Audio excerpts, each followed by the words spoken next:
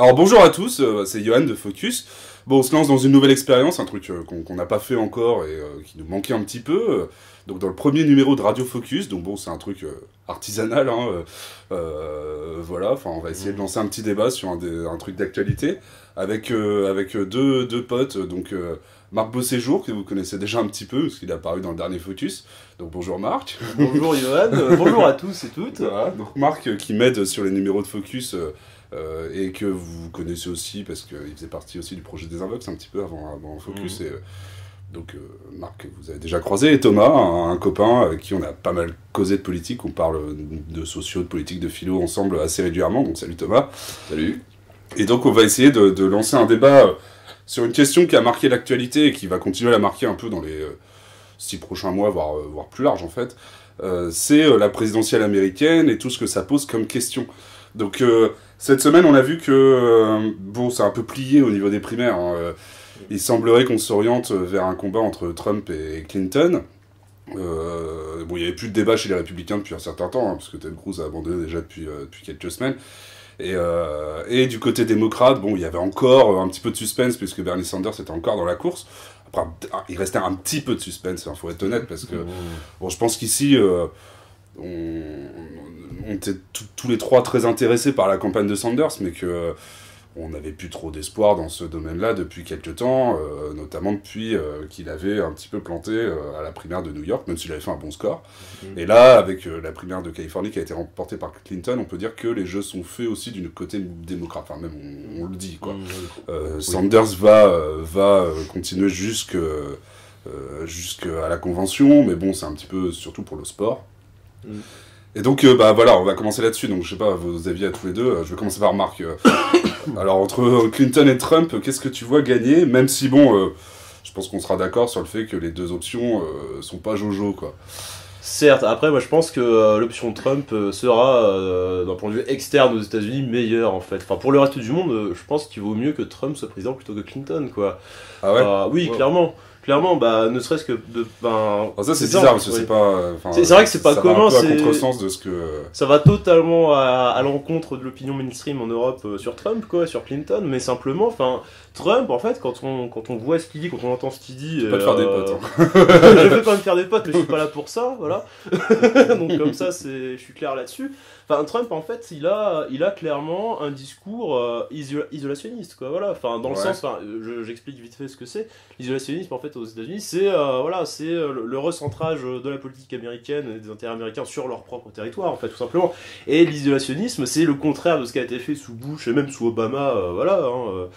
Ce qui a été fait au niveau militaire sous le mandat de ces deux présidents, c'est-à-dire faire la guerre partout pour avoir du pétrole ou d'autres trucs ou des nouveaux marchés pour les boîtes américaines, quoi. Je précise que Marc Beauséjour n'a rien contre les Mexicains. non, je pas. D'ailleurs, on a bouffé tous les trois dans un truc mexicain hier. Oui, voilà. J'ai mangé un burrito. Voilà. J'ai rien contre les Mexicains, j'ai mangé un burrito hier soir. Voilà. J'ai un très bon ami hispanique. Exactement. Non, mais donc toi, tu vois après, pour l'extérieur, bon après pour l'intérieur c'est différent quoi. Trump est ultra libéral, oui, ça va mais après je pense dans tous les cas, mais d'un point de vue juste factuel, tu vois Trump plus gagnant que Clinton dans la situation aussi, quoi. Alors oui, je le vois aussi plus gagnant dans la situation. Simplement quand on regarde les électorats en fait, les électorats des primaires, que ce soit démocrate ou républicaine. Déjà, Trump, comme Sanders d'ailleurs, en fait, est très fort chez les indépendants, c'est-à-dire les gens qui sont ni enregistrés au Parti démocrate ni enregistrés au Parti républicain. C'est-à-dire qu'en fait, à l'élection présidentielle en elle-même, pas aux primaires, mais à l'élection présidentielle en elle-même, en fait, il va avoir des apports de voix énormes qui viennent de chez les indépendants. Et moi je pense que ce sera décisif parce que Clinton, quand on regarde quoi, Clinton, elle a fait un très bon score à New York, c'est vrai. Elle est élue là-bas, quoi. Oui, voilà, bon, certes. Après, on aurait pu voir aussi Sanders gagnant comme moi, dans le sens que Sanders c'est un New-Yorkais, voilà, typique. Le mec part avec l'accent de Brooklyn. Non, mais c'est quelqu'un il a grandi à New York, quoi. New York, c'est sa terre natale, quoi. Et, du coup, Clinton, en fait, pourquoi quand on regarde dans le détail, en fait, quand on regarde le type de primaire, parce qu'il y a différents types de primaires aussi, voilà, chez les démocrates, il y a des primaires Alors je vais faire vite, mais bon, il y a des primaires ouvertes en fait, en gros, où tout le monde peut voter, voilà, c'est-à-dire y compris les indépendants, etc. quoi. Ouais. Il y a des primaires, après il y a des primaires semi-ouvertes où en fait, en gros, c'est juste interdit aux républicains d'y voter. Et il y a des primaires fermées en fait, où c'est seulement les gens qui sont enregistrés au Parti démocrate depuis un certain nombre de mois en fait, parce qu'il y a une deadline en fait qui est fixée bien avant pour s'enregistrer au Parti démocrate. Un truc qu'on connaît un peu en Europe sur les désignations de candidats. Quoi. Oui, même aux primaires oui, il y a des primaires où ça se passe comme ça en Europe, effectivement. Ouais. Quoi. Je crois en Italie, ça se passe comme ça. Même Et en fait, pardon, je finis ma phrase. En fait, quand on regarde les primaires où Clinton a cartonné le plus, c'est les primaires fermées où c'est le cœur de l'électorat démocrate, les gens qui sont au parti, en fait, les adhérents du parti, en fait, qui ont voté. Donc je toi, pense. tu vois un électorat beaucoup plus partisan en fait chez Clinton et une plus grande incapacité de Clinton à mobiliser des troupes ou des gens qui sont pas membres du Parti démocrate directement. Exactement. Ou électeurs traditionnels. Exactement. Enfin, moi je pense que Trump pourra ratisser bien plus large que Clinton à l'élection. Ça, Je suis pour moi, assez d'accord, mais enfin, on verra plus tard dans le débat, mais il y a quelques questions que je me pose aussi sur sa capacité à élargir, enfin sur la capacité de Trump à élargir beaucoup l'électorat qu'il a, mais bon, on verra. D'accord. Moi, Thomas, Ouais, je veux juste rebondir en fait sur. Est-ce que tu penses justement aussi que. Comment dire, Sanders, on lui a donné justement pas mal d'études, lui ont donné plus d'avance face à Trump que Clinton. Et est-ce que c'est lié aussi justement au fait qu'il arrive à mobiliser en fait lui aussi des indépendants, enfin des gens qui sont pas affiliés directement au central quoi. Je pense que de toute façon, les électeurs de Sanders seront intéressants à observer dans l'élection elle-même, quoi, si ça se dessine avec ces deux candidats-là. Oui. Ouais. Oui, parce qu'il y avait même un moment tout un baratin qui avait été fait un peu en propagande anti-Sanders, en mode les électeurs de Sanders seraient prêts à voter contre Clinton, avec des groupes comme Tout sauf Clinton, etc. Notamment avec le mouvement Bernie or Bust, quoi. Enfin, c'est-à-dire Bernie ou le bordel, quoi. Enfin, c'est à peu près comme ça qu'on peut le traduire. Et effectivement, enfin, je te rejoins là-dessus, quoi. Enfin, oui, clairement, les Sanders a réussi, comme Trump d'ailleurs, à ratisser bien plus large, enfin, bien au-delà du parti de son parti, quoi. Et effectivement, moi je pense que ce sera la grande force de Trump, quoi. Ouais. Toi aussi, Tom, tu vois Trump gagnant sur Clinton ? Bah alors moi pas du tout en fait, parce que comment dire, pour moi il y a comment dire une question d'establishment aux États-Unis qui est assez puissant quand même, et Clinton est la candidate de l'establishment. On l'a bien vu justement avec les nominations des super délégués qui donnent d'avance une marge assez confortable pour la candidate.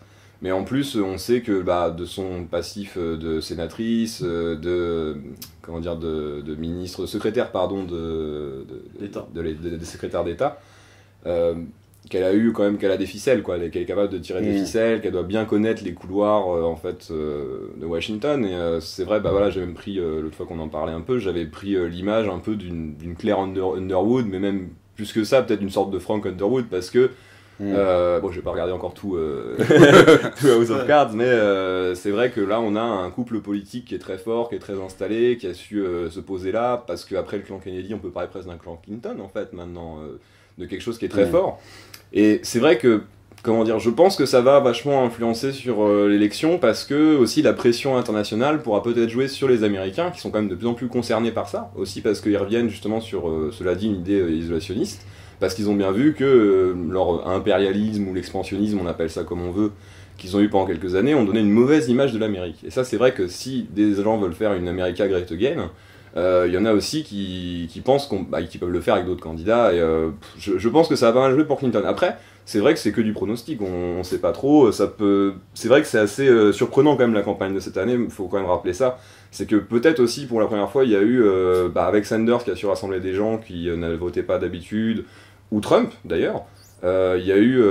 il y a eu un autre genre, mais oui, c'est il y a eu un réinvestissement peut-être aussi des élections chez les Américains, en tout cas aussi du monde entier, ça c'est sûr, on a entendu beaucoup parler, même si chez nous on a eu tout de suite le ton, parce que chez nous on aime bien ça, c'était tout de suite Clinton contre Trump, c'est-à-dire les favoris d'abord, on n'aime pas trop cette logique d'outsider, et c'est marrant de voir comment Clinton d'ailleurs s'est défendu d'une image d'outsider, parce que c'est une femme, parce qu'elle a des idées différentes, bon, ça c'est vrai que c'est pas très vrai, mais... Je sais pas, enfin, je pense qu'en tout cas cette ligne establishment, ça va peut-être s'imposer comme une candidate sérieuse, on verra les débats, mais face à Trump qui va avoir beaucoup à faire, je pense, pour se racheter lui par contre une image, un narratif d'homme sérieux. Après, moi À vrai dire, moi j'ai pas vraiment de pronostic parce que je pense que les deux cas de figure sont très. D'ailleurs, dans les sondages, ils sont assez serrés en vrai. Hein. Bon, faut pas forcément croire les sondages, mais de fait, on a des candidatures, deux candidats qui sont assez serrés dans les sondages. On a vu sur les États qu'ils ont gagné. Bon, forcément, ils n'ont pas été, ils ont pas eu d'affrontement l'un contre l'autre pour l'instant, mais ils ont tous les deux des électorats forts dans certains coins. Et notamment dans le sud tous les deux, pour des raisons différentes, avec des communautés, parce que bon, l'électorat américain est très basé sur les communautés aussi, qu'elles soient ethniques, sur les groupes sociaux, avec des électorats beaucoup plus différents et beaucoup plus marqués que ce qu'on peut trouver en France par exemple. Donc ça, ce sera vraiment intéressant à voir. Par exemple, dans le sud, les Blacks ont beaucoup voté pour Clinton, beaucoup moins pour Trump, évidemment, avec son discours un peu raston, quoi, sur les bords, quoi. Après, il faudra voir si ça, c'était une posture électorale ou si il va, pour les primaires, pour se démarquer des autres candidats qui essayaient d'être un petit peu plus soft sur ces questions-là. Même si, bon, je pense que Ted Cruz en pensait pas moins. Mais on verra ça dans la suite, voilà. Mais les deux ont des atouts énormes. Bon, Thomas, je suis assez d'accord avec toi sur l'atout de Clinton qui est en effet la candidate du système. D'ailleurs, je voudrais rebondir là-dessus sur le fait que Clinton est la candidate de l'establishment, en fait. Dans le sens que, certes, oui, Clinton est la candidate de l'establishment. On sait aussi que l'élection présidentielle américaine est un suffrage indirect. C'est-à-dire qu'en fait, les gens ne votent pas directement pour le président comme en France, en fait. Ils votent pour des grands électeurs qui, après, eux-mêmes, vont choisir le président, vont voter pour le président.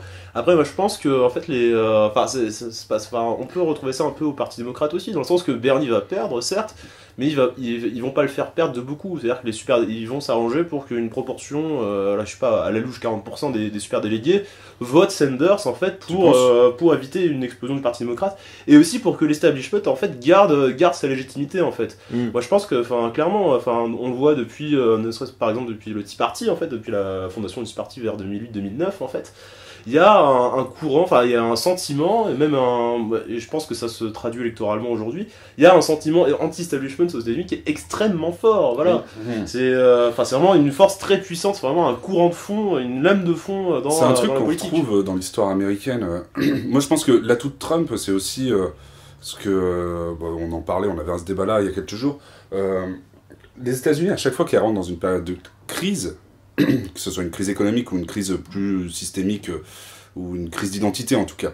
Et je pense qu'actuellement on est dans une crise d'identité des États-Unis. Beaucoup d'Américains ne se retrouvent pas dans le système ultralibéral qui a été mis en place à partir des années 70-80. Et il y a une crise d'identité forte, notamment, tu le rappelais, sur leur place dans le monde, etc. Je pense qu'il y a beaucoup d'Américains qui se posent ces questions-là. Et ce qu'on observe de manière assez répétitive dans l'histoire, c'est que dans ces périodes-là, les Américains ont tendance à se replier sur leur identité et sur une culture qui leur est propre, quoi, la culture héritée de la conquête de l'Ouest. Il faut se rappeler que les États-Unis ont basé tout leur roman national un petit peu là-dessus, sur une conquête de l'Ouest qui est terminée depuis 130 ans, quoi, on va dire, à peu près, et dont l'acte final, je pense, a été posé dans les années 1900 avec la création de la banque... la réserve fédérale. De la réserve fédérale. Et pour ce qui n'a pas forcément été directement marquant pour le peuple, mais en tout cas marquant pour le système américain. Et ce qui a été vraiment marquant pour le peuple, c'est la conscription en 17 qui a prouvé aux gens que il y a un État fort qui existe et on doit respecter les règles de l'État. Donc la conquête de l'Ouest est terminée, mais ça reste quelque chose de vachement important dans l'identité américaine et tout. Il y a une espèce de roman national totalement mythique qui a été créé par rapport à ça. Et dans toutes les périodes de crise, on voit que les gens se replient là-dessus. Et on l'a vu déjà dès le 19e siècle, après les années Lincoln, voilà, mais on le retrouve après la Seconde Guerre mondiale, quand les États-Unis sont en crise et ont une crise d'identité, ils élisent quoi comme président? Ils élisent un cow-boy, quoi. Et un cow-boy dans le sens large du terme, c'est-à-dire un mec qui va faire America Great Again, à coup de Winchester et de coup de Santiago, quoi. Donc on a eu Eisenhower à la fin de la guerre, et dans les années 70, par exemple, après les chocs pétroliers, la guerre du Vietnam, une catastrophe totale pour l'identité américaine, il y a eu l'élection de Reagan. L'élection de Reagan, elle se fait pas sur des bases programmatiques en réalité. Elle se fait sur, Reagan c'est un cow-boy, quoi. Et Reagan c'est tellement un cow-boy que c'est un acteur de western, quoi. Et aujourd'hui, l'acteur de western entre les deux, c'est Trump. Alors Trump a rien d'un mec du Far West et du Texas, hein. C'est tout sauf un cow-boy à la base. Mais en tout cas, il s'est donné cette image-là devant la campagne du mec qui s'impose à grands coups de petites phrases, vraiment très bourrines. Et ça peut jouer beaucoup, notamment chez toutes ces classes en fait pauvres et totalement marginalisés dans le système américain, et notamment dans tout le Sud, quoi. Donc ça peut être vraiment un atout fort pour Trump, cette espèce de retour de l'américain mythologique avec son Stetson et son cheval, quoi. C'est juste un petit truc sur Reagan en plus, c'est comment dire, juste deux remarques en fait là-dessus, c'est que d'un côté, enfin Reagan, on peut voir ça aussi un petit peu comme l'aboutissement spectaculaire entre guillemets aussi justement de faire élire un acteur finalement qui porte un programme, cela dit républicain, hein, il s'est bien tenu sur une républicaine. Maintenant chez les républicains, et c'est ce que Trump a dû faire d'ailleurs, pour s'acheter une bonne conscience, il faut être réganien. Ça c'est vrai que c'est le truc qui marche bien en ce moment au parti.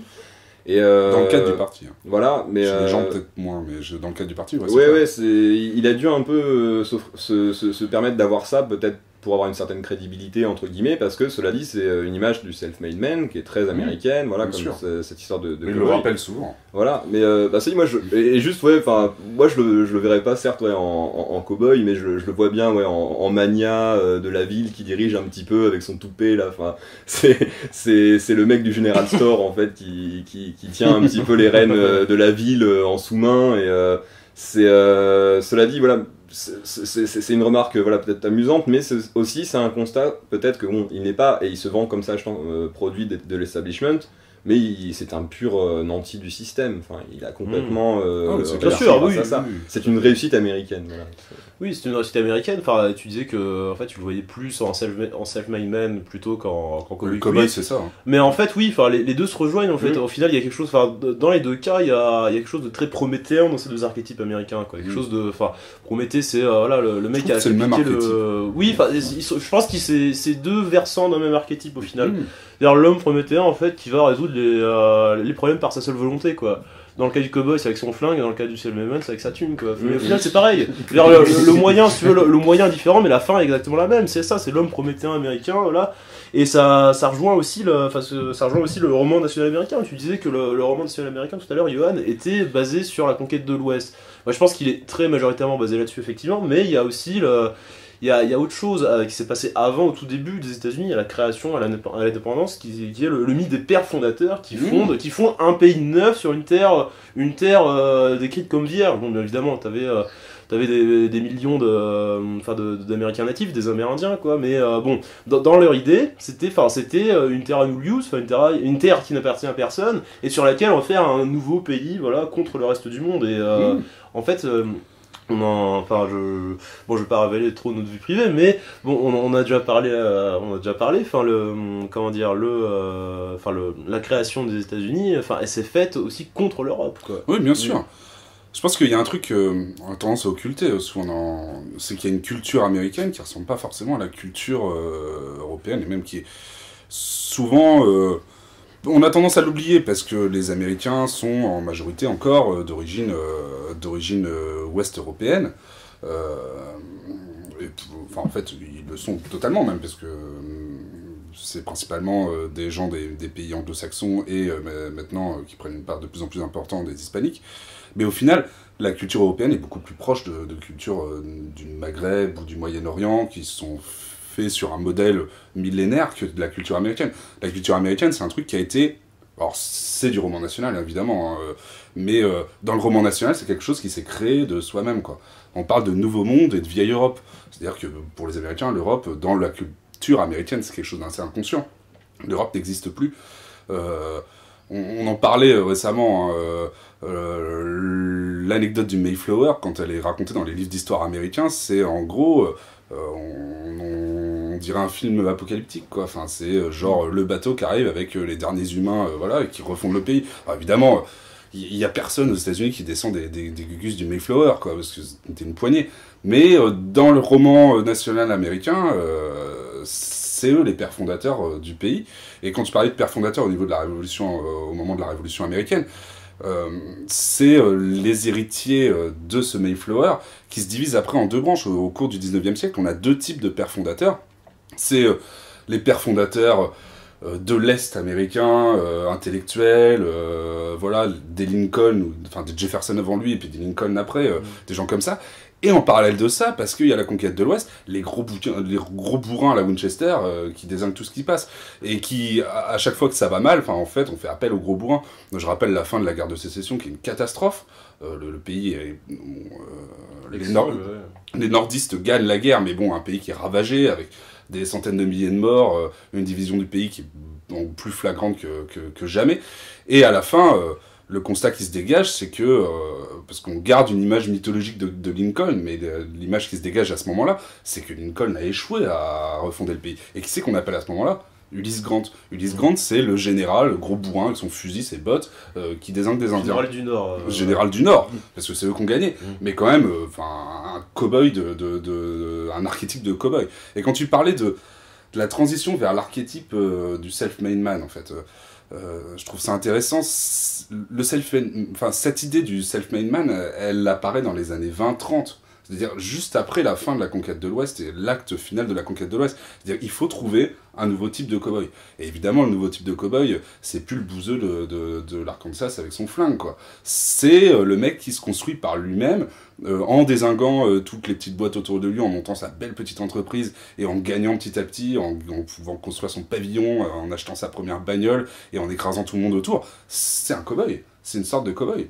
Et c'est ce qu'on retrouve. Reagan, bon, en dehors du fait qu'il est acteur de western, mais après, dans l'idéologie de on retrouve le truc enrichissez-vous et devenez des winners et pas des losers.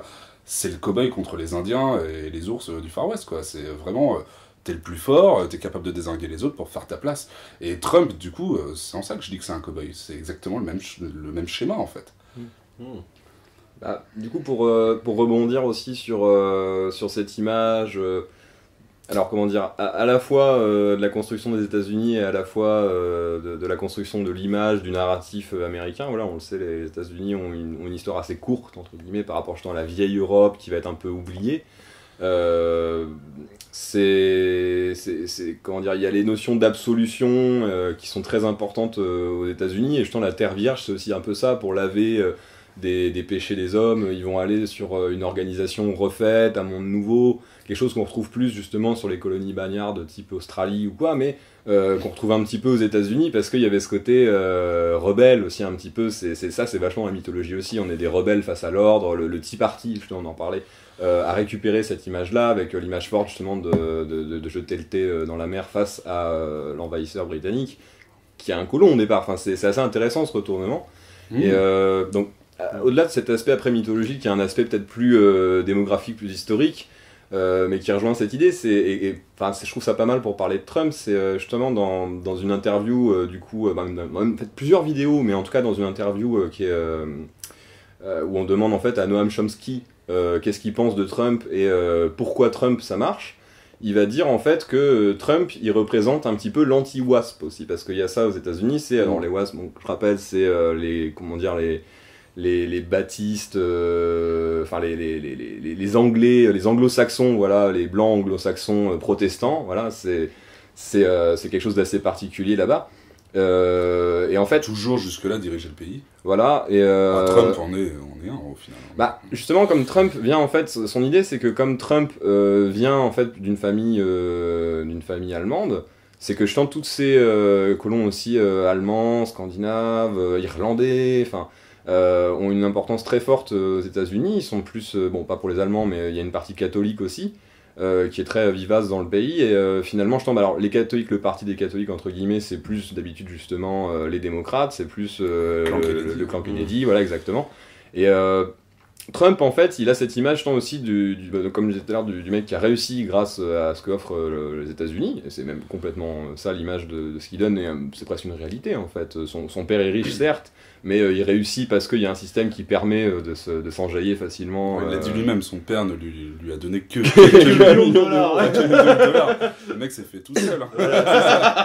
Mais ça, je pense, c'est très vivace, parce que cela dit, il y a toujours cette idée de personnalisation, voilà, où je reprends évidemment l'idée de l'éthique protestante et l'esprit du capitalisme de Weber, qui rappelle bien qu'il y a une sorte de filiation un petit peu dans cette idée, donc à la fois d'absolution, cette idée à la fois de genèse un petit peu, pour le coup, d'un État ou d'un homme. Finalement c'est la même chose, l'homme se fait tout seul, l'État s'est fait tout seul contre le monde, et ça lui donne en fait une force, de représenter un peu ce... Comment dire, quand on parle d'establishment, finalement c'est un peu anti-WASP en fait, mais il est bien sûr qu'il est un peu blanc, et il Il est Un pas peu très orange, religieux, par surtout, contre. Il est un peu orange, ouais, ça va. C'est un Simpson un peu bronzé. Mais oui, enfin, cela dit, ouais, bah, je lance un peu une question. C'est finalement, c'est peut-être aussi pour ça qu'on a du mal. On n'aurait peut-être pas du mal finalement à le saisir aussi, parce qu'il est blanc, il est riche au départ, il réussit bien. Mais voilà, ce n'est pas un candidat establishment, voilà, il n'y a pas eu de débat presque au sein des Républicains, il a tout volé, les candidats type Ted Cruz ou quoi, ils en ont pas voulu, enfin, voilà, finalement, à votre avis, qu'est-ce qui ferait qu'il a une force comme ça, justement un truc particulier, à part sa gouaille, à part... Bah, je pense que sa gouaille, en fait, c'est pas, tu dis qu'à part sa gouaille, tout ça, en banalisant ça un petit peu, en réduisant cette importance. Moi, j'ai regardé pas mal le discours de Trump en entier, quoi. Mais en fait, j'en ai pas souffert, parce qu'au final, non, mais oui. Alors, je vais dire pourquoi j'en ai pas souffert tout de suite, parce que. Tu soutiens pas Trump. Non, je soutiens pas Trump. Après, j'aime bien son isolationnisme, parce que c'est. Et aussi, à plein de reprises, il a dit que, ouais, du coup, ouais, tout ça, les pays qui nous sont alliés, comme la France, l'Allemagne, le Japon, bon, faudrait qu'ils payent pour leur défense, tout ça. Mais quelque part, ça participe de ce repli isolationniste aussi, quoi. Voilà. C'est-à-dire que, bon, il y aura aussi s'il est président, et s'il dit ce qu'il fait, il y aura. Oui, non, mais ça, bon, voilà, c'est toujours. Voilà, c'est aléatoire. conditionnel. Voilà, bah, oui, on sait pas, bon, on n'est pas devin.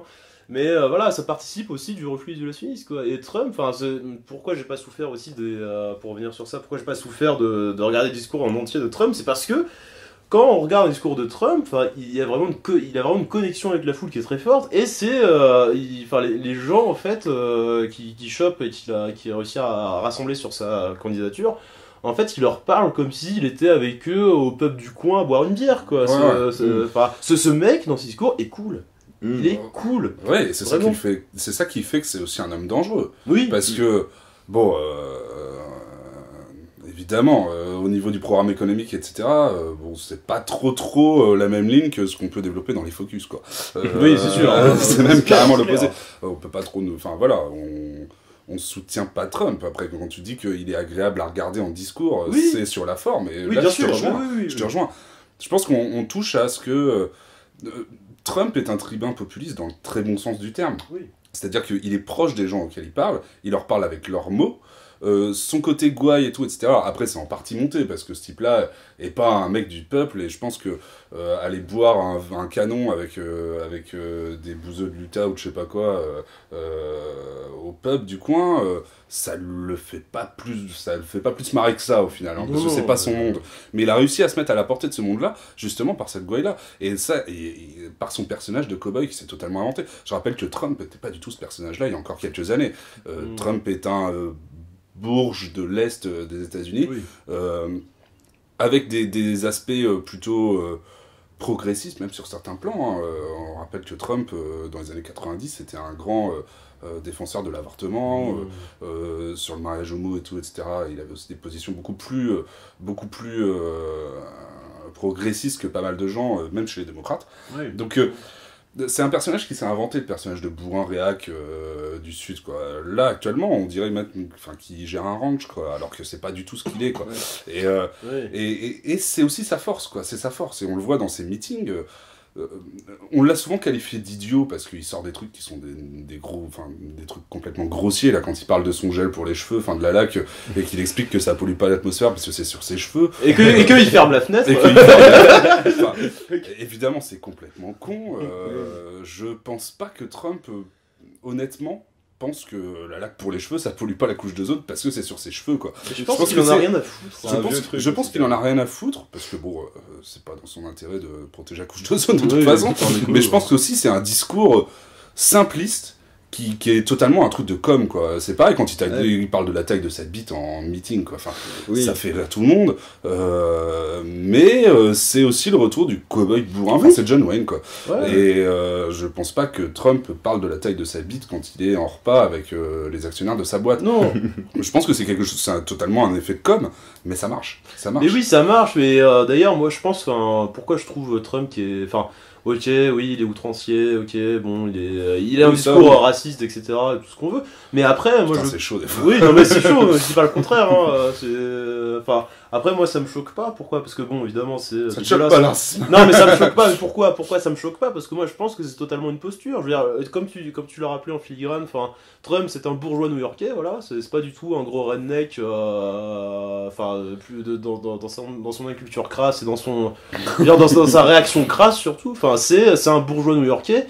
Pendant une bonne partie de sa campagne, même pendant toute sa campagne en fait, quand il avait encore des concurrents dans les débats par exemple, dans les débats républicains, il se défendait, il devait prouver son conservatisme, voilà. Oui. Enfin, parce qu'il était à côté de mecs qui étaient bien plus tard avec lui, quoi. Ted Cruz. Ted Cruz par exemple, qui est un évangéliste texan fou, voilà. Marco Rubio qui était un fils de Cubain de Miami, quoi, donc un mec très à droite, quoi. Ouais. Voilà. Et très communautariste en plus. Aussi, bien sûr. On l'a vu sur l'élection de Porto Rico, le mec est même plus candidat Oui. depuis genre 2 mois, et genre il gagne l'élection à Porto Rico juste parce que c'est un hispanique quoi. Ouais, C'est une blague. Oui. Mais c'est une blague d'autant plus que du coup il a soutenu Trump. En fait, Ouais. du coup ses délégués vont aller à Trump. Oui, bah ouais. Pour l'anecdote, voilà. Mais Trump c'est un bourgeois, oui, enfin c'est un bourgeois new-yorkais pour dans les débats, c'est un bourgeois new-yorkais et c'est ce mec pour moi est dans la posture. Enfin, par exemple, il a dit quelque chose sur les, sur le problème, tu vois, des toilettes pour les trans aux États-Unis, bon, qui est un truc un peu dans l'air en ce moment, quoi, un débat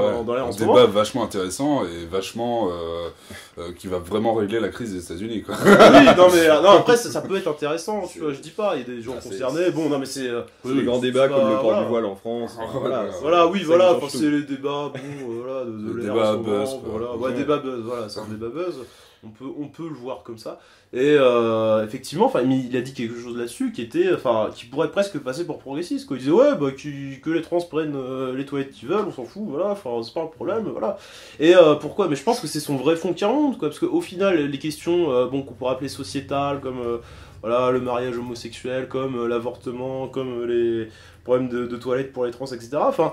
Au final, il s'en fout, ça va rien changer à son business. Enfin, parce que ce mec, c'est un bourgeois new-yorkais. Et d'ailleurs, il était très proche des Clinton à l'époque, enfin dans les années 90. Il faisait des soirées avec, y a pas de souci, il y a même des photos de ça. Enfin, je veux dire, c'est pas un truc que je sors de ma tête, quoi. Voilà. Non, mais il était connu pour ça. Il était apparenté démocrate même. Et ce mec, en fait, moi, je pense qu'il est totalement opportuniste. Il joue un rôle, il joue totalement une posture, et qu'il allait chez les Républicains parce que effectivement, il a une fenêtre, il y a de la place, et puis surtout, il peut se faire sa place, quoi. C'est le bon contexte. Et d'ailleurs, dans une interview de 90 pour Time, je crois, en fait, il disait que oui, bah si un jour je veux être président, bah, j'irai chez les Républicains parce que parce que je pourrais facilement attirer les rednecks à moi, quoi. Voilà. Ouais. Moi, je pense que ce mec joue un rôle et qu'il le joue d'une manière excellente. Bien joué parce que il aurait été chez les démocrates et il serait présenté avec les démocrates, il aurait été poutré en vrai parce que son discours, en effet, à part parler de foot des Mexicains par-dessus un mur et de la de la laque pour ses cheveux, enfin au niveau purement économique par exemple par rapport au discours d'un Sanders, c'est totalement inconsistant quoi. Sanders c'est quelqu'un qui et c'est pour ça que moi ça m'a beaucoup plu sa campagne. Après, sans dire que je soutiens Sanders, parce que c'est compliqué de se transposer un petit peu dans la réalité américaine. Mais en tout cas, je pense que Sanders a rapporté quelque chose dans le débat américain, qui est le débat du commun. On est dans un pays ultra-libéral, et encore développé à outrance avec les années Reagan, et dans lequel il y a exclusivement cette idéologie du self-made man, des winners contre les losers, et c'est un truc que Trump répète en permanence, que lui c'est un winner et que les losers, c'est-à-dire les gens qui souffrent de la crise actuellement, qui ont perdu leur logement, des communautés qui sont totalement marginalisées, je pense qu'elles vont rien obtenir d'un Trump parce qu'il les méprise, quoi. Enfin, il le dit clairement. Avec Sanders, il y a l'idée d'un intérêt commun qui est réapparu dans le débat, et ça fait vraiment... ça fait du bien d'entendre ça, en fait. Oui. Même pour des Européens, c'est quelque chose qu'on a tendance à un petit peu... Et pourtant, nous, on vient de cette culture-là. La Révolution française, c'est une révolution de l'intérêt commun, quoi. C'est la création de l'intérêt commun. Une révolution autant libérale qu'égalitaire. Hein. Oui, bien sûr, bien sûr. Et Sanders a rapporté ça un petit peu dans le débat. Donc je pense que chez les démocrates, Trump aurait pas trouvé la même place actuellement, parce que contre un Sanders, bah, il fait pas le poids, en vrai. C'est clair. Et d'ailleurs, les sondages montraient que si Sanders gagnait la primaire démocrate, il y avait de grandes chances qu'il batte Trump, ou en tout cas que ce soit encore beaucoup plus serré. Bien sûr, ouais, il y avait des études de l'université Quinnipiac, qui est une université qui fait des études politiques sur les élections depuis les années 70 et qui est fiable vraiment. Et pardon, effectivement, de Sanders contre Trump a été donné gagnant, alors que Trump contre Clinton était donné gagnant aussi. Voilà. Ouais. Enfin, disons qu'en fait, il y aurait eu un schéma comme quoi, enfin. On pourrait schématiser ça à la rigueur comme un pierre-feuille-ciseau, quoi. Enfin, voilà. Alors je sais pas qui est la pierre, qui est la feuille, etc. Enfin, Cela dit, j'émettrais une réserve en fait, parce que je me demande en fait si Sanders contre Trump aurait si bien marché, parce qu'en fait, voilà, on parlait du plan com. Je pense qu'en fait, regarde, quand tu vois le premier plan com entre guillemets qui va vraiment, comment dire, de ressaisir l'électorat, c'était Obama avec ses campagnes qui étaient financées plus ou moins par la base, et puis un gros soutien des community managers, de tout ce petit monde de l'internet. Ça, c'est très important. Qu'on a retrouvé dans la campagne de Bernie, parce que ça l'a vachement boosté, justement, d'être très proche des Twitter, des Facebook, tout ça. Et en fait, un électorat très jeune. Voilà, et contre ça, entre guillemets, je pense que c'est beaucoup en réaction, parce que ça marche aussi beaucoup comme ça là-bas. En réaction, Trump, il va avoir un plan com, justement, qui va être, alors, pas forcément sur les internets, quand il recommande, si tu veux prendre de la place sur les internets, tu y vas aussi justement avec le bad buzz, avec l'effet Streisand, t'appelles ça comme tu veux, mais il va aussi, justement, comme vous l'avez dit tout à l'heure, avec le côté café-comptoir, il va parler avec toi bien comme ça. Ça va mobiliser justement les gens qui sont de la réalité réelle, de ceux qui veulent absolument s'exprimer, même s'ils savent qu'ils ont tort, parce qu'ils savent très bien au fond d'eux qu'ils ont raison. Enfin, et c'est ça qui représente, c'est cette Amérique qui a forcément toujours raison, voilà, great again, mais on pourrait dire c'est très traditionnel en fait. Ouais, c'est l'Amérique a toujours raison, America First, enfin, t'appelles ça comme tu veux, et finalement, c'est ça qui représente avec son plan com, justement, le réactionnaire, le gars qui va être en même temps voilà, un self-made man, il arrive à condenser tout ça en réponse finalement à une réflexion plus politique qui va être menée dans le camp démocrate. Je pense que c'est pas anodin qu'il ait tellement remporté les suffrages dans le clan républicain. C'est parce que les républicains, ils ont peut-être, je sais pas, en ce moment de leur réalisation, ils sont quand même majoritaires au Sénat. Et ils ont une politique peut-être d'opposition, justement, en cassant un petit peu les propositions d'Obama. Mais ils ont peut-être pas eu le temps de monter quelque chose. Obama est en roue libre en ce moment. Oui, justement parce que Obama il est malin, il a eu une politique assez finalement expansionniste mais différente, voilà, avec la guerre au Pakistan, les trucs comme ça, en Libye, voilà, où c'est plus en sous-main, voilà. Mais il a réussi, je pense, voilà, peut-être, cela dit, à mobiliser, à donner une image au plus correcte de l'Amérique au travers du monde. Ouais. Alors il est plus classe que Bush. Hein. Voilà, alors qu'à côté, c'est lui qui va venir en Europe pour dire, avec Angela Merkel, il faut faire passer le TAFTA, par exemple. Oui. Voilà. Ou alors, on va faire la guerre en Ukraine, quoi. Enfin, oui. Donc finalement, il y a ça. C'est deux coups d'État au Brésil. Oui. Voilà. Et l'image forte du gars du comptoir, même si c'est un anti-américain, un anti-new-yorkais, pardon, même si il a tout ça, il a un plan com voilà, en béton, parce qu'il va être le mec du café-comptoir, populiste, en plus assez ténor des foules, qui le rapproche peut-être du peuple en réaction justement à une élite entre guillemets universitaire qui va être pour Sanders, ou voilà, des anciens des démocrates qui vont être traditionnellement en fait pour Clinton. C'est pas aussi simple l'électorat de Sanders. Évidemment, il y a par exemple Sanders a fait un carton chez les étudiants, notamment avec le programme au niveau de la dette étudiante. Même chez les étudiants noirs, ça a souligné, parce que on a souvent dit que oui, les noirs votaient plus Clinton, etc. Mais chez les jeunes noirs aux États-Unis, il fait plus de 70%, quoi. Il est jeune. Voilà. Oui, non, c'est une candidature qui a porté chez les jeunes. D'ailleurs, c'est assez comique parce que c'est une candidature que tout le monde déjà a taxé de candidature de vieillard dès le début, en disant Sanders il est vieux, voilà, alors qu'en vrai il a 4 ans de plus que Hillary Clinton, je crois, un truc comme ça, donc c'est pas non plus, voilà, et c'est une candidature qui a énormément porté sur les jeunes, tu parlais d'internet et tout, etc., voilà, je pense que la candidature de Sanders c'est pas non plus totalement limitable en fait à cet électorat jeune, je pense qu'il a touché bien au-delà, et par exemple, quand on regarde les états que Sanders a gagné, dans la primaire, on a une grosse division nord-sud avec Clinton, Après, qui est pas juste exclusivement à voir au niveau géographique, parce que les États du Sud ont voté avant, donc avant que la campagne de Sanders soit en pleine, et vraiment la patate. Donc Clinton, c'était pas étonnant qu'elle rafle les États du Sud. Mais aussi, ce qu'on voit, c'est que les États du Nord qu'il a raflé sont pas forcément que des États favorisés. Il y a des États du Midwest dedans, il y a des États très très agricoles. Il a réussi comme le Kansas par exemple, il a réussi à toucher des populations qui sont des populations que généralement dans la sociologie électorale américaine on associe à des positions assez réactionnaires, de gens qui sont totalement déclassés, qui n'ont pas accès à l'université, même si l'université aux États-Unis dans les conditions où ça se fait avec la dette étudiante ça fait pas rêver non plus, mais des gens qui sont même au-delà de ça, enfin voilà, des communautés hispaniques dans pas mal d'endroits qui ont voté majoritairement pour Sanders.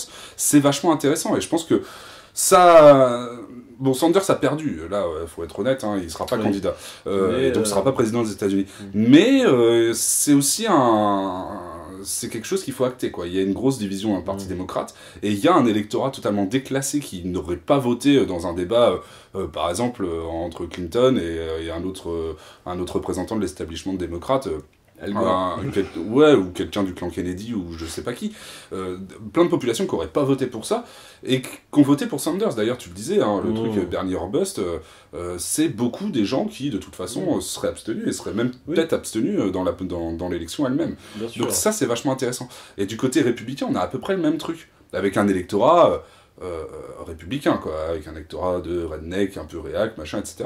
Mais qui sont des gens proches du Tea Party ou proches de mouvements très très isolationnistes du reste de la politique américaine pour le coup, qui n'auraient pas voté pour Kasich ou pour Ted Cruz de toute façon, quoi. Donc c'est la force de ces deux candidats. Moi j'aurais bien aimé franchement une élection américaine avec Sanders et Trump. Ça aurait été passionnant. Ça aurait été passionnant, quoi.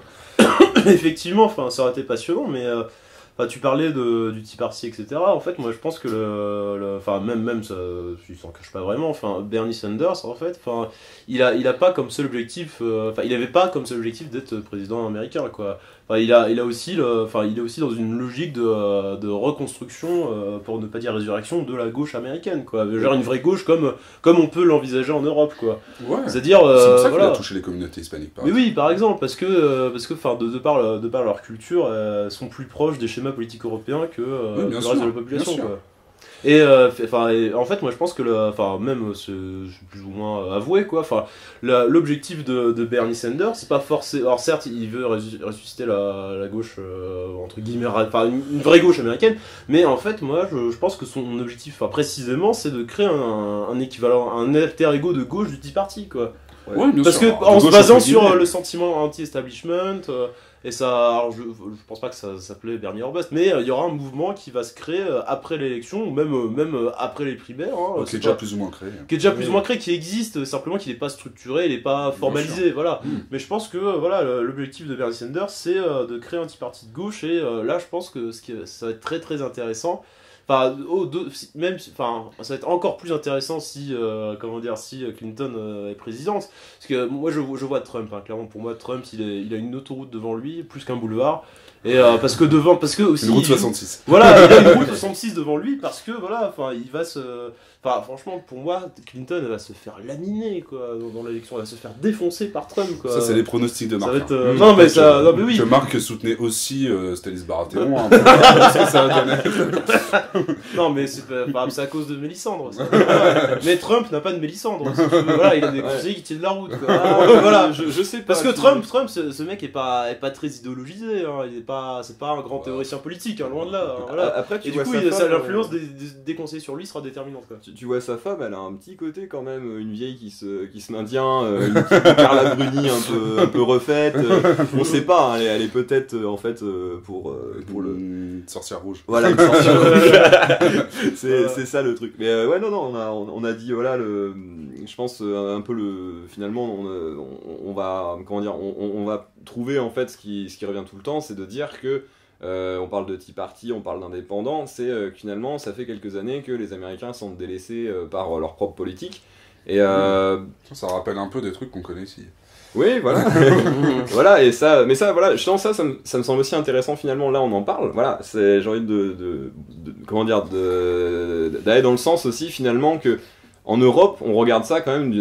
Enfin, je sais pas si tout le monde fait ça, mais moi je sais qu'il y a beaucoup de gens qui regardent d'assez près l'élection américaine. Elle va servir un peu de phare, et on peut pas nier qu'en France, on a une élection qui arrive un an après. Et un an après, je pense que ça va... Ouais, moins que ça même, mais finalement, 2017, ça va suivre après, enfin d'autres élections, mais on sait que ça peut, enfin je pense, influencer en tout cas, ça chez les communicants, c'est sûr et certain. Je pense que pour 2017, on va avoir des choses avec des candidats d'une droite décomplexée d'un côté, et une gauche décomplexée aussi. C'est que finalement, le libéralisme qui avait atténué en fait un petit peu toutes les connivences finalement idéologiques, on fait ressortir un peu l'idéologie finalement dans les campagnes. Et c'est ce qui se passe, voilà, avec. Alors, c'est pour ça que c'est intéressant parce que Trump, lui, alors, c'est pas vraiment de l'idéologie. Enfin, je sais pas, on pourrait peut-être aussi débattre là-dessus, mais c'est une idéologie assez bizarre. C'est peut-être plus une construction mythique, plus quelque chose de cet ordre-là. Et Clinton, elle, par contre, ouais, ça reste par contre du libéralisme assez mou, enfin, avec quelque chose qui est assez ténu. Et c'est vrai que justement, voilà, on disait, ça aurait été super intéressant. Je sais pas si c'est assez mou, enfin, c'est quelque chose de connu en tout cas. Oui, voilà, c'est déjà vu. Et c'est quelque chose que, comment dire, même si ça n'a pas lieu, du coup, un duel Sanders-Trump, il arrive à être obligé de reprendre des propositions de Sanders, c'est déjà le cas. Elle a déjà bougé sur le salaire minimum, elle a déjà bougé sur, sans doute, elle va bouger sur la dette étudiante, par exemple, ces questions-là. Et c'est ça aussi que ça a permis d'apporter la candidature de Sanders. Boulot à faire, quoi, franchement. Moi, je trouve que Trump a été très con dans les derniers jours, là, parce qu'il y avait la proposition d'un débat contre Sanders, un débat Trump-Sanders hors campagne des primaires. Trump l'a refusé parce que son côté winner-loser est ressorti de manière assez beauf, en fait. Et il s'est dit, ouais, non, bah, je veux pas quand même faire un débat contre le mec qui a perdu en face, c'est pas intéressant. Je pense qu'il a fait une grosse erreur, parce qu'en vrai... y a beaucoup de gens, malheureusement, qui auraient voté Bernie Sanders, qui peuvent voter Trump pour les mêmes raisons, quoi. Voilà. Et Hillary Clinton elle va avoir un gros boulot à faire, quoi, de consolider l'électorat démocrate et de récupérer l'électorat de Bernie. Alors je pense qu'une grosse part de l'électorat de Bernie va voter Hillary Clinton quand même. D'ailleurs, les sondages le montrent. Par réaction contre Trump, évidemment. Par tradition démocrate pour beaucoup, mais il y a une partie de l'électorat de Bernie qui va être difficilement récupérable. Partie non négligeable, les indépendants, c'est la moitié de l'électorat de Bernie quand même. Ouais, voilà, ça va être compliqué. Et en effet, elle a intérêt à avoir au niveau du programme des grosses avancées, parce que tout cet électorat jeune, par exemple, qui s'est notamment battu les dernières années, parce qu'on a tendance à imaginer les États-Unis comme un monde merveilleux, où il n'y a pas de conflits sociaux, etc. Les États-Unis sont remplis de conflits sociaux, de grèves, voilà. Mais c'est ce qu'a apporté aussi la candidature de Bernie. Hein, voilà. Bien sûr, si Bernie est fort chez les étudiants et chez les hispaniques, c'est aussi parce que c'est les deux populations qui ont beaucoup bougé les dernières années, dans lesquelles il y a eu beaucoup de mouvements sociaux, beaucoup de revendications. Il y a eu les grèves d'hispaniques il y a quelques années qui ont été très très marquantes et qui ont été les plus grosses grèves des États-Unis depuis très longtemps. Il y a tous les mouvements autour de Occupy Wall Street ou de trucs comme ça qui sont très présents chez les étudiants avec un côté très rejet du système, etc. Bernie a réussi à faire sa campagne avec ces gens-là. Il y a beaucoup de gens qui l'ont soutenu, qui viennent de ces mouvements-là. Et par exemple, la question de la dette étudiante, si Clinton ne bouge pas dessus, c'est un électorat qui, a priori, est perdu pour elle. Alors, c'est pas forcément un électorat qui votera Trump, hein, je pense pas, pour le coup, parce que c'est un électorat très politisé et qui, évidemment, se retrouve dans aucune des propositions économiques de Trump. Mais en tout cas, c'est un électorat qui risque de s'abstenir. Et ça, dans un contexte où les sondages donnent les deux candidats au coude à coude, et suivant les sondages, même on a l'un ou l'autre gagnant, hein, c'est très compliqué de savoir qui gagnera au final, je pense pas qu'Hillary Clinton puisse perdre un électorat étudiant ou un électorat hispanique parce qu'elle bouge pas sur le programme. Donc déjà, ça c'est une grosse avancée de la campagne de Bernie Sanders, hein, c'est qu'elle va faire bouger Clinton et peut-être même Trump. Bah, en plus, juste tu viens d'évoquer une inconnue finalement dont on parle pas tellement dans les élections américaines, c'est l'abstention, quelque chose qui est très fort dans nos pays d'Europe. Quelle est la part de l'abstention finalement aux États-Unis? Est-ce qu'elle n'est pas nullifiée aussi par le système indirect qui finalement, qu'importe la part, va y avoir des nombres de délégués qui vont, enfin de délégués bien sûr, de grands votants, voilà, qui est 10% d'abstention ou 30% d'abstention, ça change que dalle. Bon, voilà. ça change déjà que dalle ici, mais là-bas ça change absolument que dalle. Justement, s'ils ont réussi à mobiliser des gens qui, là, que ce soit la colère entre guillemets, voilà, des mouvements sociaux ou la colère des réactionnaires du côté des républicains. On a l'image du redneck, mais finalement c'est plutôt vrai en plus, hein. C'est plutôt vrai, cette image du mec qui arrive pas à s'exprimer autrement que finalement par un candidat qui dit des idées comme il les pense, entre guillemets, sans langue de bois. Il y a ce jeu là aussi. C'est que peut-être quand même il y a une part aussi de l'abstention qui est finalement le rejet maximal entre guillemets du système, c'est le non-vote, de ne pas participer finalement à ça, et ça aussi c'est une idéologie, on a tendance un peu à l'oublier, mais qui est très forte aux États-Unis depuis Henry Thoreau, qui parlait déjà à l'époque, qui a fondé le libertarisme, justement, qui est un libertarisme qui peut être de droite comme de gauche, c'est-à-dire vraiment des gens qui pensent plus que l'État n'a pas à mettre son nez justement dans les petites affaires, dans les routes, etc. C'est très Far West, hein. Ouais, bien sûr, voilà. Mais ou aussi parce que justement un État peut être centralisateur, détenteur de l'oppression, etc. Et ces idées-là, voilà, on les retrouve aujourd'hui finalement. C'est un truc intéressant, les États-Unis, les Américains, pour une partie de cet électorat un peu qu'on qualifie de redneck, c'est un terme un peu générique, je pense qu'on trouve beaucoup de gens là-dedans très très différents, ouais. Mais on donne l'impression de toujours pas avoir compris que l'État existe dans ce pays. L'État a mis 150 ans à s'imposer aux États-Unis.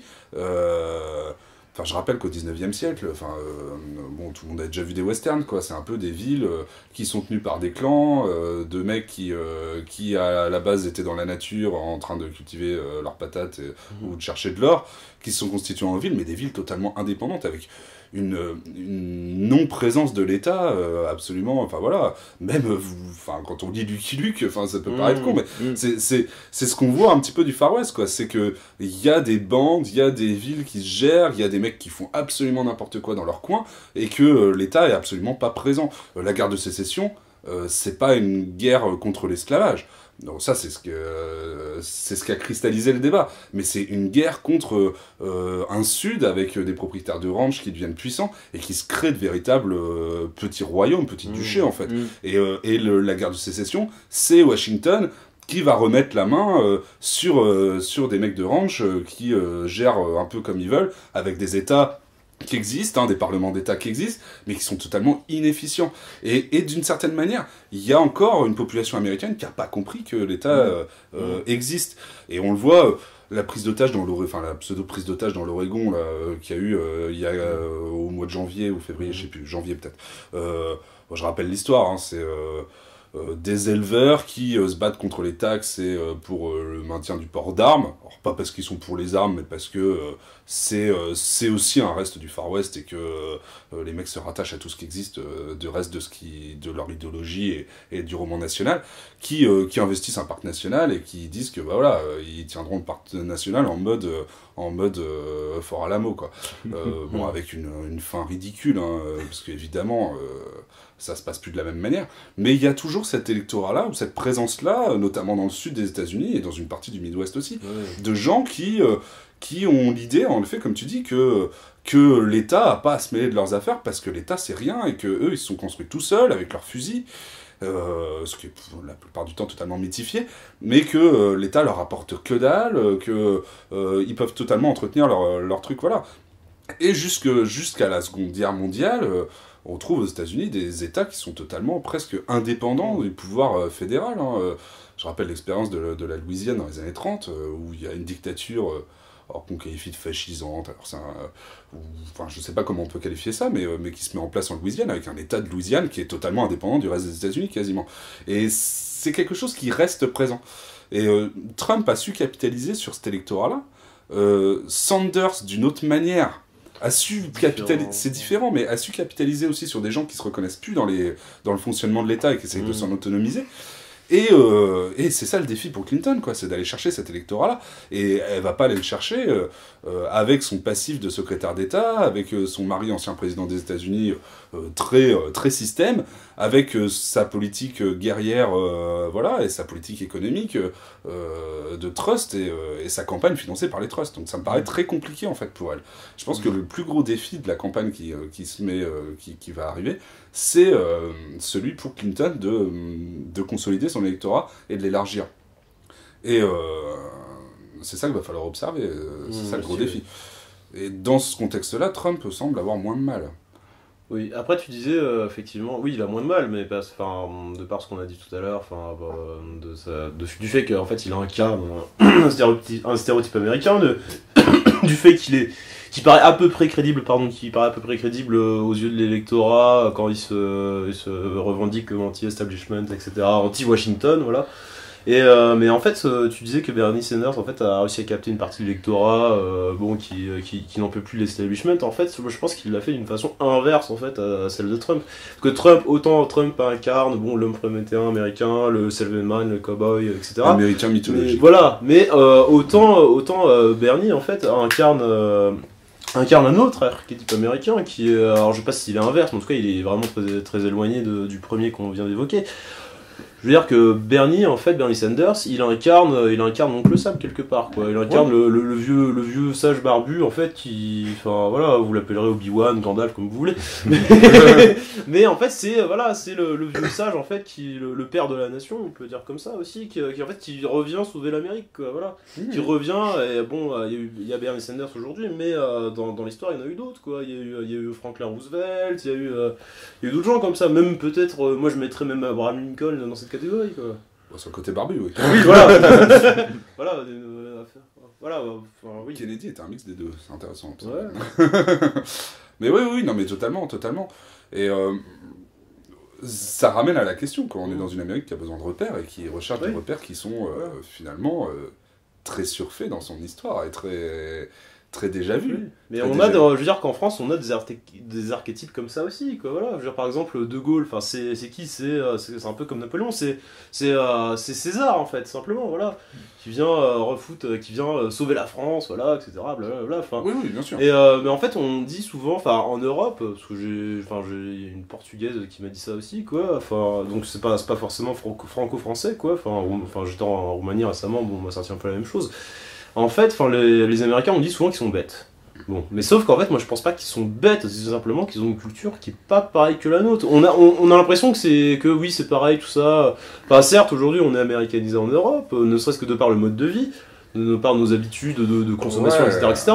On a quand même, enfin, les gens qui habitent dans les pavillons en France, ils ont un mode de vie assez américain. J'en viens, enfin, je peux te le dire, quoi, voilà, au final, ça se ressemble, quoi, quelque part. Mais en fait, de par cette ressemblance, en fait, on occulte totalement les différences culturelles qui existent entre les États-Unis et l'Europe, quoi. Spécialement l'Europe de l'Ouest, tu vois. Une grosse différence entre la construction américaine, on revient à la conquête de l'Ouest, et la construction type Révolution française qui s'est étendue en Europe. Voilà, c'est l'intérêt commun. D'ailleurs, il y a un truc qui est assez marrant. Ça nous fait souvent rire quand les Américains se définissent comme le pays de la liberté. Parce que bon, la liberté à coup de bombes nucléaires, de putsch en Amérique du Sud et de guerre un peu partout, ça, de ségrégation raciale, de tout ça, ça nous fait franchement marrer. Mais c'est juste que la définition de la liberté, c'est pas du tout la même. La liberté en France, elle se construit avec les autres. Oui. C'est une liberté sociale, quoi. C'est une liberté de la Révolution française qui est la liberté, on est libre parce qu'on est tous libres en même temps. Une liberté collective. Et la liberté en France s'arrête où la liberté d'autrui commence. Alors que la liberté des États-Unis, elle s'arrête aux tribus indiennes que j'ai massacré et qui s'étend et qui peut s'étendre parce que c'est grand et qui voilà, la liberté américaine c'est la liberté totale, presque, enfin totalisée. C'est genre j'arrive dans un territoire qui est vierge et je fais ce que je veux, absolument qu'est-ce que je veux. Oui, c'est une liberté individuelle, quoi. Oui, voilà. C'est une liberté totalement individuelle. Et ça, c'est par exemple un gros objet d'incompréhension entre les États-Unis et l'Europe, quoi. Je pense. Ça, c'est sûr. Et tu disais qu'effectivement, les conceptions de la liberté en France et aux États-Unis sont différentes. Mais ça rejoint aussi ce qu'on dit tout à l'heure, dans le sens que puisque la liberté aux États-Unis est conçue comme un droit individuel, au final, comme un concept strictement individualisé, en fait, les interventions étatiques, en fait, aux États-Unis sont vues par beaucoup de gens comme une entrave à la liberté. Oui, bien sûr. Voilà, et en fait, alors après, bon, peut-être que dans les commentaires, on aura des gens qui disent oui, mais à New York, comme ça. Je vais citer Moby. Moby disait que, qui est new-yorkais, quoi. Moby disait que New York était un petit État européen sur la côte est américaine, quoi. Oui, New York, ce n'est pas les États-Unis, quoi. Voilà. Oui. Mais les États fondateurs des États-Unis sont très très européens. Et très establishment. Bien sûr, les votes, hein. Clinton, bon, pour parler d'elle, quoi, encore, c'est la candidate de l'establishment de la côte Est, hein, clairement. Oui, bien sûr. Il n'y a aucun doute là-dessus. Hein. Il n'y a aucun doute là-dessus. Et Ted Cruz était le candidat d'une forme d'establishment du Sud, quoi. Oui. Dire l'establishment des propriétaires de ranch, quoi. Oui, et puis des pétroliers au Texas, quoi, aussi. Oui. Ted Cruz était un beau gros con. Ah oui, ça va. Enfin, je veux dire, un mec qui fait griller, enfin, il est illustré, quoi. Il s'en cache pas. Regarde, le mec faisait griller son bacon sur son machine gun. Voilà. Ça, c'est génial. Je sais pas. Mais là, Peter, donc on parle. Voilà, moi j'avais un exemple que j'avais parlé d'évoquer, mais je peux pas m'empêcher en fait de penser, comment dire, à une uchronie, à un univers fictionnel qui est, je pense, pas mal pour resituer un petit peu cette identité américaine qui va toucher à la fois aux questions de liberté et de bombes nucléaires. C'est ça qui est bien. C'est que donc c'est dans l'univers assez cynique. C'est dans l'univers assez cynique de Fallout, voilà, qui est un jeu édité par Bethesda, qui est un studio américain du Maryland. Bon, ça c'est juste pour resituer, mais il y a, comment dire, c'est une idée finalement qu'après l'apocalypse nucléaire, finalement, les États-Unis repartent encore de zéro, finalement, avec des tribus qui vont se former en État, etc. Et c'est assez drôle parce que donc sur la côte ouest, il y a deux factions principales qui sont la nouvelle, enfin la NCR, la New California Republic, la nouvelle République de Californie, qui se base sur des principes démocratiques, mais quand même expansionnistes, quand même impérialistes, etc. Avec des fois un président à vie, enfin c'est assez intéressant. Et en face, il y a la Légion de César. Ça c'est super intéressant comme idée, c'est qu'en fait un homme réussit à rassembler des tribus avec l'esclavage, avec aussi l'idée finalement du tribun qui va diriger avec des légates son armée. Et je trouve que c'est une bonne idée en fait de reprendre ça, parce que c'est comment dire, dans cet univers on retrouve un petit peu finalement qu'est-ce qui fait l'essence des États-Unis dans un monde où finalement le monde s'est autodétruit avec une pensée de la guerre froide qui s'est jamais arrêtée. Et ça c'est intéressant parce que la guerre froide maintenant n'existe plus, et c'était finalement aussi un phare de l'idéologie américaine. C'est par le contraire, voilà, c'est contre l'URSS que finalement se construisait avec aussi, ce qu'on dit, avec une image de la liberté américaine individuelle et l'image de l'URSS qui était une caricature de... alors je vais mettre beaucoup de guillemets, de la liberté collective, liberté collectivisée, enfin, avec une caricature du commun qui était l'URSS contre une caricature de l'individualisme et du libéralisme individuel. Et Reagan a complètement construit son discours là-dessus. Pour troller au passage, je sais plus qui a dit ça, mais je pense que c'est pas totalement faux, pas totalement absurde en fait. Enfin, cette personne disait que la France était une Union soviétique qui avait réussi, quoi. Donc... Voilà, mais ça rejoint ce que tu dis, effectivement, quoi. Voilà, dans le sens que, effectivement, les États-Unis à l'époque, pendant la guerre froide, Kennedy le disait dans ses discours très explicitement, les États-Unis étaient le chef du monde libre, voilà. Contre les méchants dictateurs communistes de l'URSS et de l'Europe de l'Est. Oui. Et finalement, ils ont méchants quand même. Oui, ça oui. Mais finalement, ils ont vachement perdu ça, en fait. Maintenant, c'est plus l'Amérique, voilà, gendarme du monde, qui est aussi remise en question. Enfin, finalement, je pense que... c'est naze comme projet de... Ah oui, oui, non mais... C'est quand même plus classe d'être les chefs du monde libre que d'être des gendarmes qui vont contrôler un peu comment ça se passe pour que ça se passe bien. Ouais, mais on le voit encore... Au niveau idéologique, les États-Unis sont en manque de guerre froide, clairement. Ouais, mais là justement... Et la guerre froide contre le Moyen-Orient, c'est fort. Ça, on en a pas parlé, mais je pense que c'est un truc que, cela dit, c'est un lièvre qu'a soulevé Trump. Il aime beaucoup caricaturer et attaquer la Chine. Finalement, la Chine qui est ce nouvel... comment dire, c'est un nouvel adversaire, même si c'est un partenaire commercial privilégié. Enfin, pour moi, il n'y aura jamais vraiment de conflit ouvert parce que c'est pas possible que deux États aussi... les États-Unis dépendent énormément de leur dette chinoise, les Chinois dépendent énormément du commerce américain, enfin... Mais là, les tensions qu'il y a en mer de Chine méridionale et avec les îles Senkaku d'Aoyu, il y a encore eu récemment des choses qui ont bougé là-dessus. Les Américains, justement, interviennent comme garants du droit international, là où la Chine, justement, va mettre en avant plus ses envies nationales, de prendre du territoire, de devenir une puissance mondiale. Ça passe aussi par la conquête de territoire. Et ça, justement, ça peut être, cela dit, c'est pas encore assez présent, parce que peut-être aussi que ça parle pas tellement, finalement, dans cette campagne de politique internationale, ou peut-être on verra plus tard, je pense, on va voir ce que ça nous offre plus tard. Mais il y a aussi cette chose qu'il faudra suivre de très près dans les années qui vont suivre, c'est finalement la position des États-Unis par rapport à la Chine, la Russie, qui forment un peu une sorte de bloc en ce moment. Enfin, c'est assez intéressant de voir finalement, parce qu'on n'est pas sur un communisme chinois, on n'est pas sur un communisme... on est sur un truc très libéral. En fait. Voilà, on n'est pas sur un communisme, j'arrive pas à trouver le mot, parce que c'est pas communisme quasiment, mais... et la Russie, finalement... C'est un ennemi concret. Oui. Et, qui peut le devenir. Oui, je sais pas. Franchement, je sais pas, quand on voit, quand on parle, alors la Chine, bon, certes, les Chinois sont à seuls 20% de la population mondiale, 20% de l'humanité, mais quand on voit la Russie, clairement, le conflit qui a été fabriqué là, enfin un peu fabriqué en Ukraine par l'OTAN, quoi. Enfin c'est chimérique, quoi. Enfin je veux dire, faut arrêter de voir que la Russie comme un ennemi potentiel. Enfin on verra jamais ou du moins avant très très extrêmement longtemps, on verra jamais les chars russes sur la place de la Concorde. Pourquoi? Parce que c'est pas possible, simplement parce que aujourd'hui il y a 150 millions de Russes, quoi. Et clairement, enfin c'est un peu, c'est juste. Et puis surtout c'est juste un peu plus que le Japon. Je veux dire, la démographie russe, bon certes depuis 2000, bon c'est un peu, enfin la Russie commence à revenir un peu économiquement. Je veux dire, il y a un début de réindustrialisation en Russie. Pas du fait des sanctions économiques contre eux, ce qui est assez comique, assez cocasse, quoi. Ouais. Du coup ils font. C'est cocasse. Oui, c'est même cocasse. Voilà. Bah, disons qu'ils font une stratégie. Enfin là, ils mettent en place une stratégie de monter des filières de production. C'est-à-dire qu'en fait, maintenant ils commencent à transformer en matière première, quoi. Donc c'est quand même pas mal, quoi. Mais par contre, je veux dire, niveau population, enfin je veux dire, démographiquement, ils sont quand même, enfin ils sont mal, quoi. Ils sont à la traîne. Ils sont plus qu'à la traîne. Ils sont à la masse. Enfin, je veux dire, ils font plus de gosses, quoi. Je veux dire, non mais la démographie, c'est une variable qui est quand même extrêmement importante dans l'histoire, quoi. Oui. Donc voilà, pour aller vers la conclusion du débat, parce que l'heure tourne.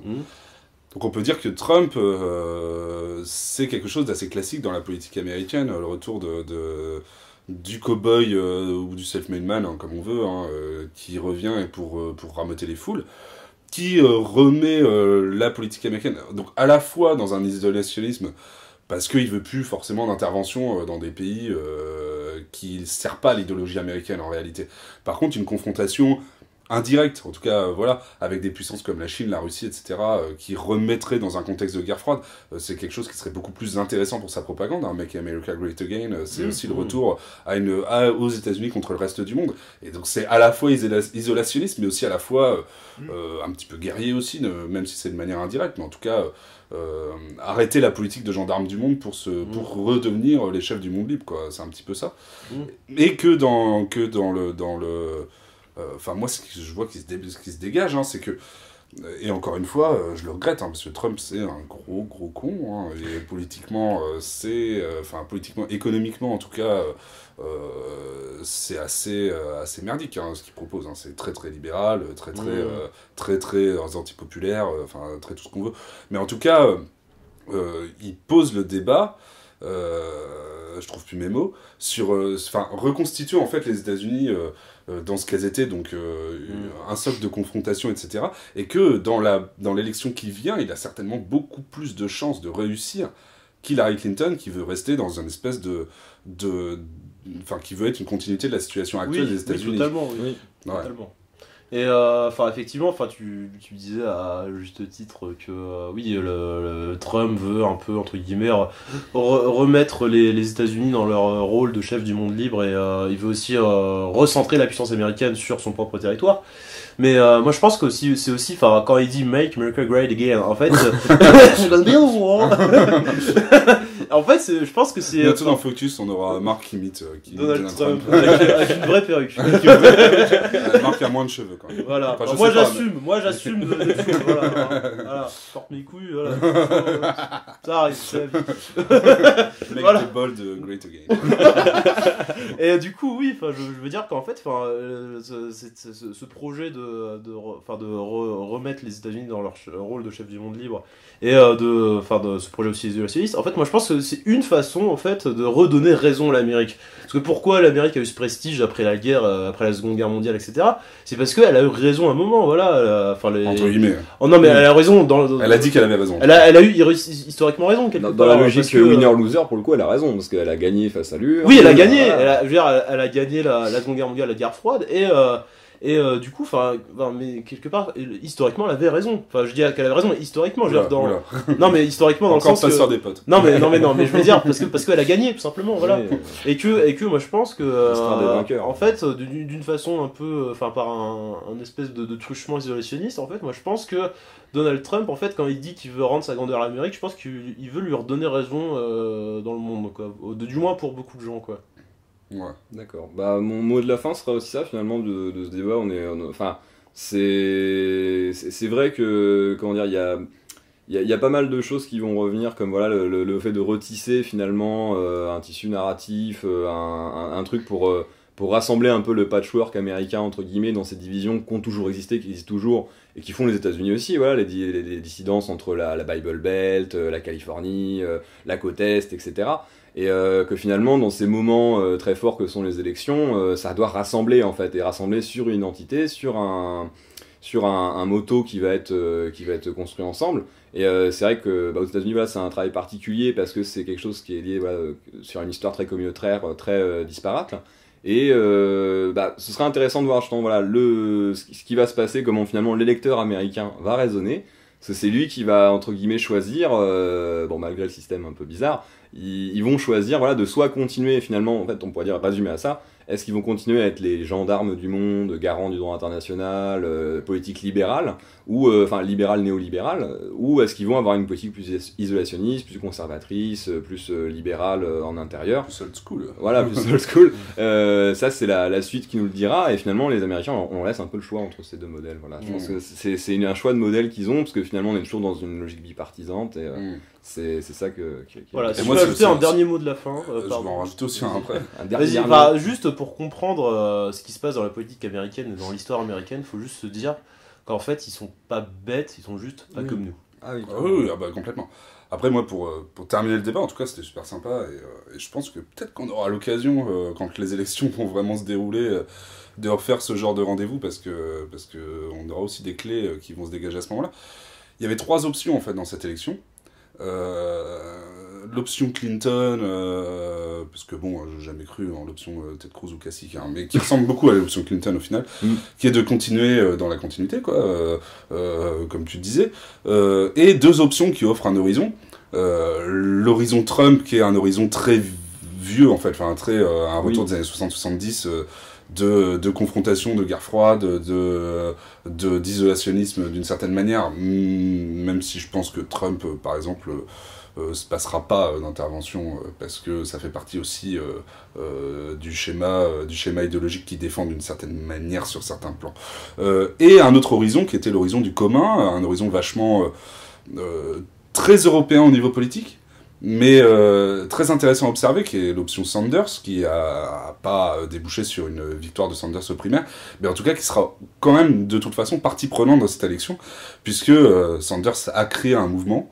Il veut aller jusqu'à la convention, c'est pas juste pour se marrer et compter ses troupes, hein, c'est parce que il a fait naître un espoir et c'est hors de question pour lui de pas aller jusqu'au bout de ça. Et ça aussi, ce sera vraiment quelque chose de vraiment intéressant à observer, et de savoir qui de Clinton ou de Trump va être capable en fait de récupérer une partie de son électorat, ce qui n'est pas gagné ni pour l'un ni pour l'autre. Donc bon, je sais pas, on peut peut-être terminer là-dessus, parce que bon, ça fait déjà une petite heure de débat, même une heure dépassée, je pense. Donc voilà, en tout cas, c'était vraiment sympa. Donc merci Thomas, merci Marc. Merci Johan.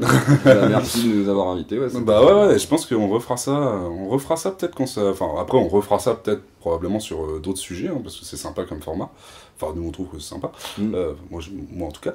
Et en tout cas, sur l'élection américaine, on aura peut-être l'occasion d'en reparler. Voilà.